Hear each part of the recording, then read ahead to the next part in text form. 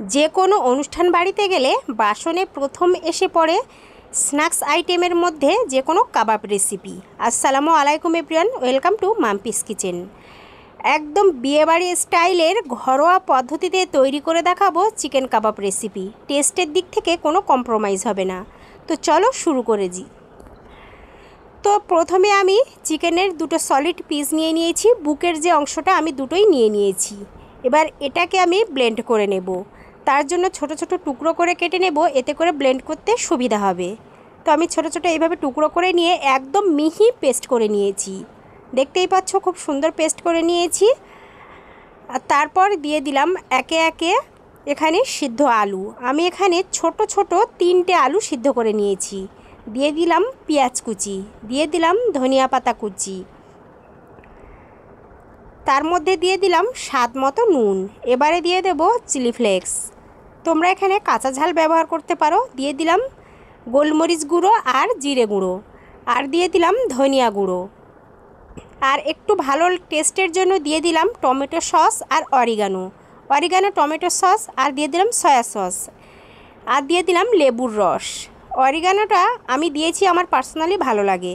তো তারপর দিয়ে দিলাম তেল, আর দিয়ে দিলাম একটু আদা রসুন বাটা। ওই যে বললাম টেস্টের দিক থেকে কোনো কম্প্রোমাইজ হবে না, আরও খুব টেস্ট ভালো হবে, তো খারাপ হবে না।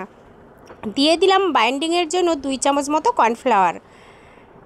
তো তারপর বেশ ভালো করে আমি মেখে নিয়েছি। এবার এটা একটা সাইডে রেখে আমি এখানে 2টো ডিম ভেঙে নেব।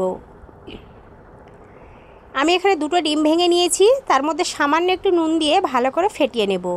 আর তোমরা আমার ইউটিউব চ্যানেলে যদি নতুন বন্ধু হয়ে থাকো, প্লিজ চ্যানেলটা সাবস্ক্রাইব করে রাখবে। আর ফেসবুক পেজ থেকে দেখলে পেজটাকে ফলো করে পাশে থাকবে, এরকম নিত্য নতুন সুন্দর সুন্দর রেসিপি পাওয়ার জন্য।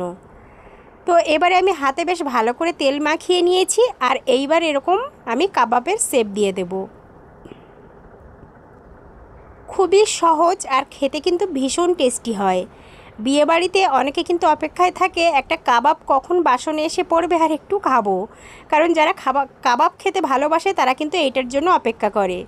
তো এরকম বাড়িতেই ঝটপট বানিয়ে নিতে পারবে। তো কাবাবটা আমি ডিমের মধ্যে প্রথমে কোটিং করে নিয়েছি, তারপর এবার ব্রেড ক্রাম্বসের মধ্যে কোটিং করে নেব, আর খুব সুন্দরভাবে চেপে চেপে আমি কোট করে নেব। এটা কিন্তু আমি টোস্ট বিস্কুট গুঁড়ো করে নিয়েছি।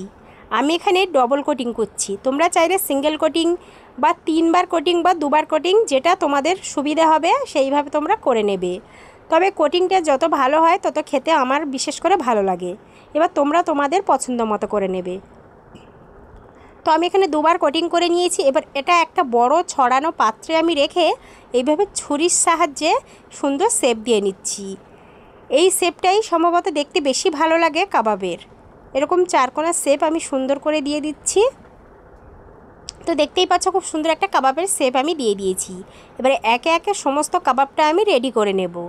এইবার আগে থেকে তেল গরম করে রেখেছিলাম, আর তেলটা কিন্তু খুব বেশি গরম হবে না, একদম তোমরা তেলের টেম্পারেচারটা দেখেই বুঝতে পারছো, মানে হালকার থেকে একটু সামান্য গরম।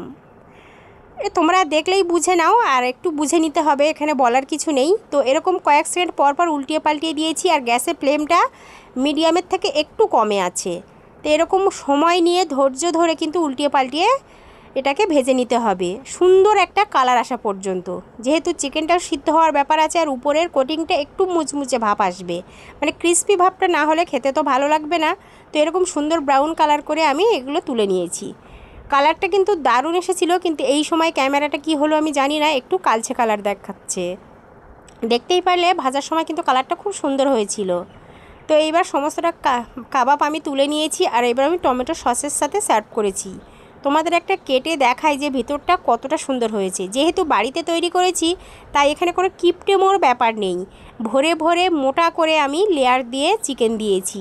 তো দেখতেই পাচ্ছ খুব সুন্দরভাবে কুক হয়েছে, আর খেতে অসম্ভব মজার ছিল। তো আমার এই ভিডিওটা ভালো লাগলে প্লিজ বেশি করে শেয়ার করে দিও, আর কমেন্টের মাধ্যমে জানিও আমার এই সহজভাবে ঘরোয়া পদ্ধতিতে এত সুন্দর টেস্টি কাবাবটা কেমন লাগলো। আর যদি ভালো লাগে একটা লাইক কমেন্ট আর শেয়ার করে দিও। আর তোমরা অবশ্যই এই রেসিপিটা দেখে এইভাবে একবার কাবাব করে খাবে, আর কাবাব করে খাওয়ার পর কেমন লাগলো অবশ্যই কমেন্টে জানিও বা পিকচার শেয়ার করতে পারো। আল্লাহ হাফেজ।